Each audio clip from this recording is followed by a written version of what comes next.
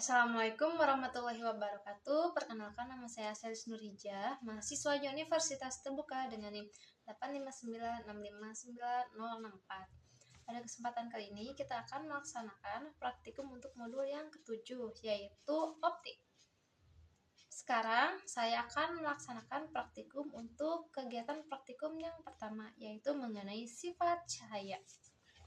Praktikum yang akan dilaksanakan ialah percobaan pemantulan cahaya dengan tujuan untuk menjelaskan sifat-sifat cahaya, menjelaskan sifat-sifat bayangan yang dihasilkan oleh cermin, menjelaskan sifat-sifat bayangan yang dihasilkan oleh lensa, menentukan fokus cermin cekung, serta menentukan fokus lensa cembung.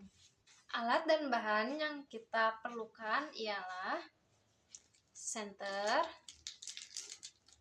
lalu ada laser, busur derajat, penggaris, lilin, sisir sebagai celah cahaya, sendok dan juga centong sebagai pengganti cermin cekung dan juga cermin cembung, serta ada kaca sebagai cermin datar. Dan untuk tambahan, kita memerlukan layar putih, dapat menggunakan kertas.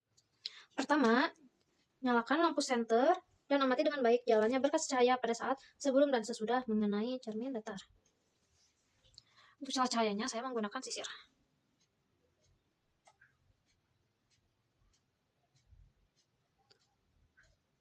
Kita perlu mengamati jalannya berkas cahaya pada saat sebelum dan sesudah mengenai cermin datar. Selanjutnya, kita akan menghitung besar sudut datang dan sudut pantul. Yang kita butuhkan adalah, sini ada busur derajat dan juga cermin datar. Pastinya kita akan memanfaatkan laser atau senter. Kita akan mulai dari 30 derajat. Kalau datang 30 derajat, pantulannya juga sama sebesar 30 derajat. Lalu kita akan coba rubah sudut datangnya menjadi 40 derajat. Dapat terlihat juga sudut pantulnya mencapai 40 derajat, artinya sama. Selanjutnya kita akan meletakkan sebuah benda di depan cermin datar, yaitu kita akan menggunakan lilin. Kita akan mengamati bayangan selama benda ini akan digeser-geserkan di depan cermin datar, dengan tujuan untuk mencatat sifat-sifat bayangan yang dibentuk oleh cermin datar.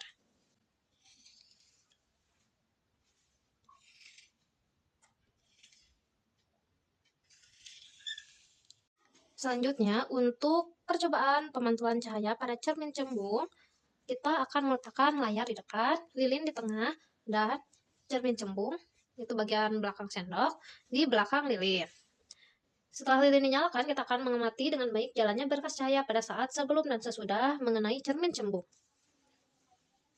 Sebelum, sesudah. Selanjutnya, pada percobaan pemantulan cahaya pada cermin cekung, posisi layar ada di depan, lilin di tengah, dan cermin cekung. Saya menggunakan bagian atas sendok sebagai cermin cekung. Kita akan letakkan di belakang lilin. Setelah lilin dinyalakan, kita amati jalannya berkas cahaya pada saat sebelum dan sesudah mengenai cermin cekung.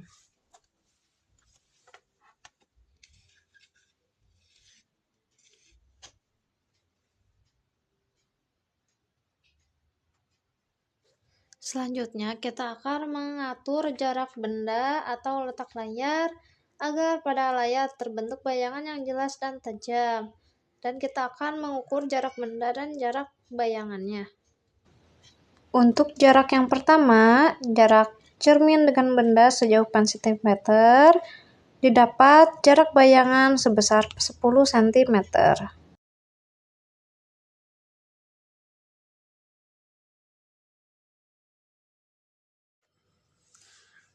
Dan lakukanlah beberapa kali dengan jarak cermin dan benda yang berbeda-beda. Sekarang saya akan memaparkan hasil pengamatan dari praktikum yang sebelumnya telah kita laksanakan. Yang pertama, untuk pemantulan cahaya pada cermin datar, Pada percobaan pertama digunakan lampu senter, celah cahaya, dan cermin datar untuk mengamati pemantulan cahaya. Berkas cahaya dari senter diarahkan melalui celah cahaya menuju permukaan cermin datar. Setelah mengenai cermin, cahaya dipantulkan kembali sehingga dapat diamati jalannya sinar datang dan sinar pantul. Hasil pengukuran menunjukkan bahwa sudut datang dan sudut pantul selalu memiliki nilai yang sama. Dibuktikan pada saat saya menggunakan sudut datang 30 derajat, maka sudut pantulnya 30 derajat juga. Begitu juga dengan sudut datang yang saya gunakan saat 40 derajat, sudut pantulnya pun mengikuti 40 derajat. Selain itu, saya berhasil menemukan sifat-sifat terhadap cermin datar, yaitu hasil pengamatan menunjukkan bahwa bayangan yang terbentuk bersifat maya karena tidak dapat ditangkap oleh layar. Bayangan tampak menghadap ke arah yang berlawanan dengan benda. Selain itu, memiliki ukuran yang sama dengan benda, serta bayangan memiliki tinggi yang sama dengan tinggi benda. Untuk percobaan yang kedua, yaitu pemantulan cahaya terhadap cermin cembung. Pada percobaan kedua ini, saya menggunakan cermin cembung berupa sendok, lilin, dan layar putih. Ketika cahaya dari lilin mengenai permukaan cermin cembung, sinar-sinar pantul menyebar, alias divergen. Perpanjangan sinar-sinar pantul tersebut seolah-olah bertemu di belakang cermin, sehingga terbentuk bayangan maya. Hasil pengamatan menunjukkan bahwa bayangan yang dihasilkan cermin cembung bersifat maya, tegak, dan terletak di belakang cermin. Karena bayangan bersifat maya, bayangan tidak dapat ditangkap oleh layar. Sifat-sifat tersebut sesuai dengan teori pemantulan pada cermin cembung, yaitu cermin cembung selalu menghasilkan bayangan yang maya, tegak, dan diperkecil untuk semua posisi. Oleh karena itu, cermin cembung banyak digunakan pada kaca spion. Untuk percobaan yang ketiga, pemantulan cahaya pada cermin cekung. Pada percobaan ketiga digunakan cermin cekung, yaitu sendok, lilin, dan layar putih. Berbeda dengan cermin cembung, cermin cekung memantulkan sinar-sinar cahaya sehingga berkumpul pada suatu titik tertentu di depan cermin. Oleh karena itu, cermin cekung dapat menghasilkan bayangan nyata yang dapat ditangkap oleh layar. Hasil pengukuran yang telah saya lakukan menunjukkan adanya jarak benda dan jarak bayangan. Saat jarak benda yang saya gunakan adalah 8 cm diperoleh jarak bayangan 10 cm. Pada jarak benda 5 cm diperoleh jarak bayangan 8 cm, sedangkan pada jarak benda 8 cm diperoleh jarak bayangan 4 cm. Data tersebut menunjukkan bahwa semakin jauh posisi benda di cermin, jarak bayangan cenderung semakin mendekati cermin.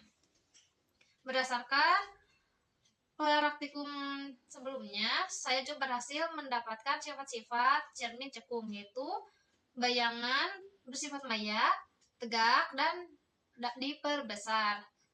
Hal ini dengan syarat ketika benda berada di dekat dengan cermin cekung, sedangkan sebaliknya, ketika benda berada lebih jauh dari cermin cekung, bayangan yang terbentuk bersifat nyata, terbalik, dan dapat ditangkap oleh layar. Sekian yang dapat saya sampaikan. Terima kasih. Wassalamualaikum warahmatullahi wabarakatuh.